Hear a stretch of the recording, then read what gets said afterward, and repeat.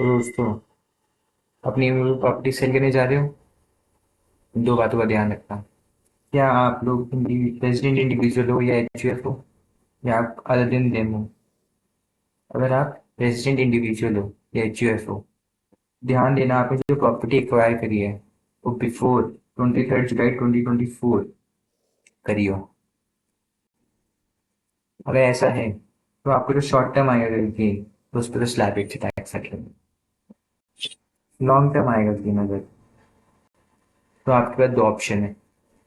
Option one, आप जो आपका गेन आया उसके ऊपर 12.5% के हिसाब से टैक्स पे कर दो। रेट से आपकी जो सेल वैल्यू थी वो 1 लाख थी। आपने जो प्रॉपर्टी एक्वायर की थी, जो एक्चुअल आपने पे किया था, वो था 50,000। चलिए मानते हैं 40,000।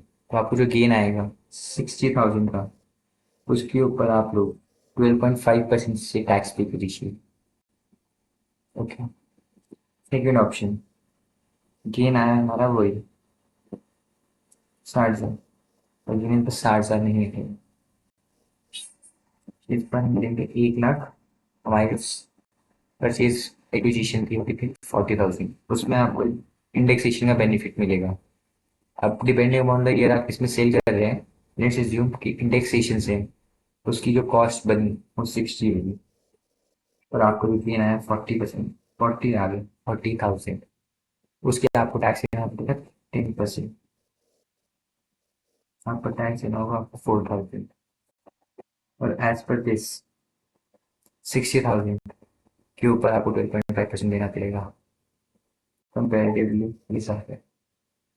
तो हम 4,000 के साथ जाएंगे, हम 60,000 वाले को ऑप्ट नहीं करेंगे। अब मान लीजिए आपने अपनी जो प्रॉपर्टी एक्वायर करी है वो ऑन और आफ्टर 23rd कर रहे हैं, लाइक 2024, आपके पास वाला ऑप्शन नहीं रहेगा। शॉर्ट टर्म आएगा सेम स्लैब रेट पे आप टैक्स पे करेंगे। लॉन्ग टर्म आएगा कोई ऑप्शन नहीं है, 12.5 से देना पड़ेगा, even if that is not beneficial to you. Okay.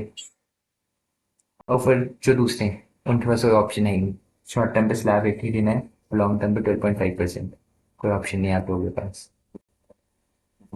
I hope आपको समझ आया होगा।